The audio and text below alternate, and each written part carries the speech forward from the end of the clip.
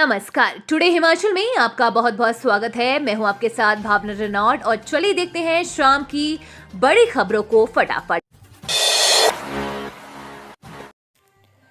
दिवाली पर महंगाई का असर, मंदा रहा कारोबार। इस वर्ष महंगाई व 2 दिन की दिवाली की तिथि को अनिश्चितता में कारोबारियों को तगड़ा झटका लगा है। लोग 2 दिन की दीपावली की तिथि को लेकर कंफ्यूज रहे। कई लोगों ने दीपावली का पर्व 31 अक्टूबर को मनाया तो कईयों पर 1 नवंबर को इस त्योहार की खुशियां मनाई। इन दोनों तिथियों के चक्कर में कई लोग बाजारों में खरीदारी करने नहीं पहुंच पाए। अगर दिवाली की बात करें तो शहर ऊना के बाजारों में खरीदारी करने के लिए पहुंचे ग्राहकों की संख्या नाम मात्र ही देखने को मिली।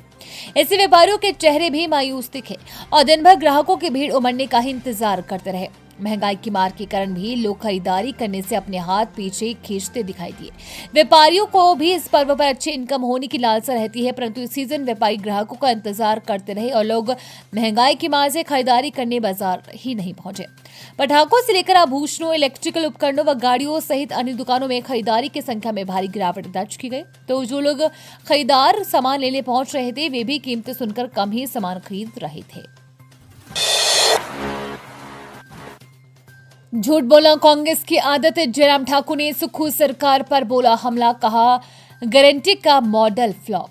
हिमाचल के पूर्व मुख्यमंत्री जयराम ठाकुर ने हिमाचल प्रदेश की कांग्रेस सरकार पर निशाना साधा है। जयराम ठाकुर ने कहा कि प्रधानमंत्री ने कांग्रेस की गारंटियों को लेकर सत्य बात कही है। हिमाचल प्रदेश की गारंटियां आज पूरे देश में चर्चा का विषय बनी हुई है।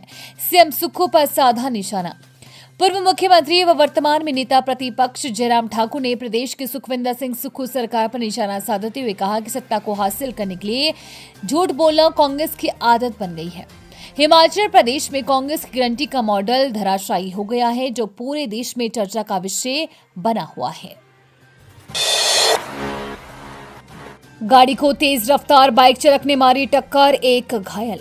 बालूगंज पुलिस थाना के तहत बंगरा मोड़ू टूटू के पास एक तेज रफ्तार बाइक चालक ने एक गाड़ी को टक्कर मार दी, जिससे गाड़ी को नुकसान हुआ है। वहीं बाइक चालक भी चोटिल हुआ है।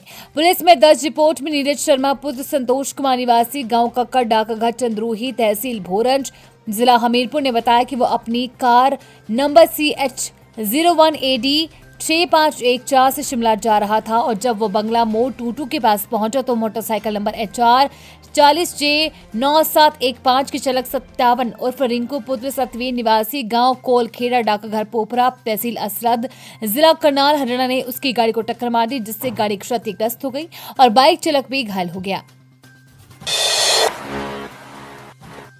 हिमाचल में एक सप्ताह तक बारिश की संभावना, नहीं सूखी से फसलों पर संकट। मौसम विभाग के अनुसार एक सप्ताह तक प्रदेश में वर्षा की कोई संभावना नहीं है। 2020 के बाद प्रदेश में अक्टूबर में सूखे जैसी स्थिति रही। प्रदेश में इस बार अक्टूबर में ऊना में 8 व मंडी में 3 मिलीमीटर वर्षा हुई, जबकि अन्य स्थानों पर वर्षा नहीं हुई है। नवंबर में भी ऐसी स्थिति रहने से फसलों पर संकट हो सकता है। साथ ही शुष्क ठंड के कारण लोग बीमार पड़ सकते हैं। प्रदेश में अब तक केवल 5% क्षेत्र में ही रबी फसलों की बिजाई हुई है, जो वर्षा नहीं होने से प्रभावित हुई है। हालांकि जिन स्थानों पर सिंचाई की सुविधा है वहां स्थिति ठीक है। शुक्रवार को धूप खिलने के बावजूद अधिकतर स्थानों पर अधिकतम तापमान में 1 से 2 डिग्री सेल्सियस की गिरावट दर्ज की गई है। नारकंडा में 3.9, कल्पा में 2.8 व हमीरपुर में 2.7 डिग्री की वृद्धि हुई है। न्यूनतम तापमान में 1 से 2 डिग्री सेल्सियस की गिरावट दर्ज की गई है।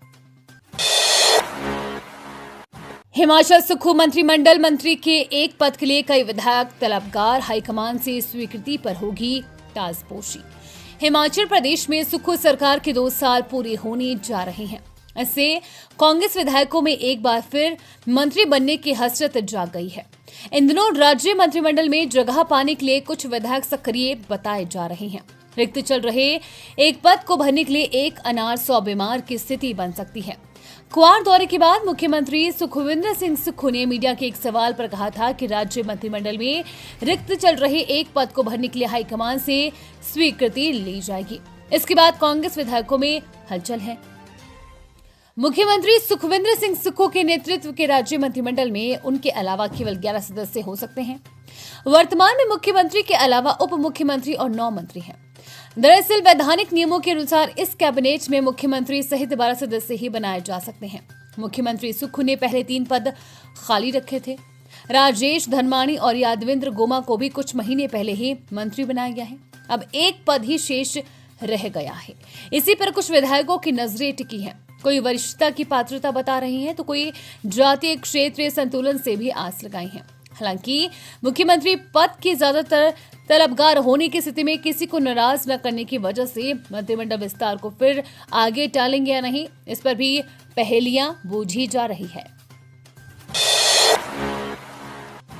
स्कूल की वार्षिक परीक्षाओं में प्रश्न पत्र पैटर्न बदला, 5 बिंदुओं पर लिखना होगा निबंध।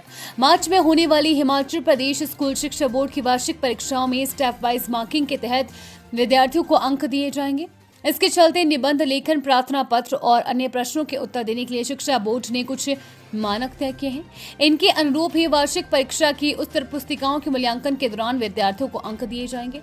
हिमाचल प्रदेश स्कूल शिक्षा बोर्ड मार्च 2025 में होने वाली वार्षिक परीक्षाओं के दौरान प्रश्न पत्रों के पैटर्न में बदलाव करेगा।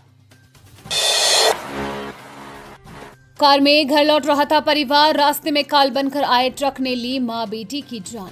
पुलिस थाना रक्कड़ के तहत ग्राम पंचायत भरोली जदीद निवासी मां बेटी की सड़क दुर्घटना में मौत हो गई। जानकारी के अनुसार कुलतार चंद पुत्र देशराज शर्मा दिवाली की रात अपने परिवार के साथ कार में लुधियाना से अपने घर भरोली जदीद आ रहे थे। लुधियाना से आते वक्त चौहाल के तीखे मोड़ों पर सामने से आ रहे ट्रक ने कार को टक्कर मार दी, जिसमें रजनी देवी पत्नी कुलतार चंद व उसकी पुत्री माने शर्मा की मौत हो गई।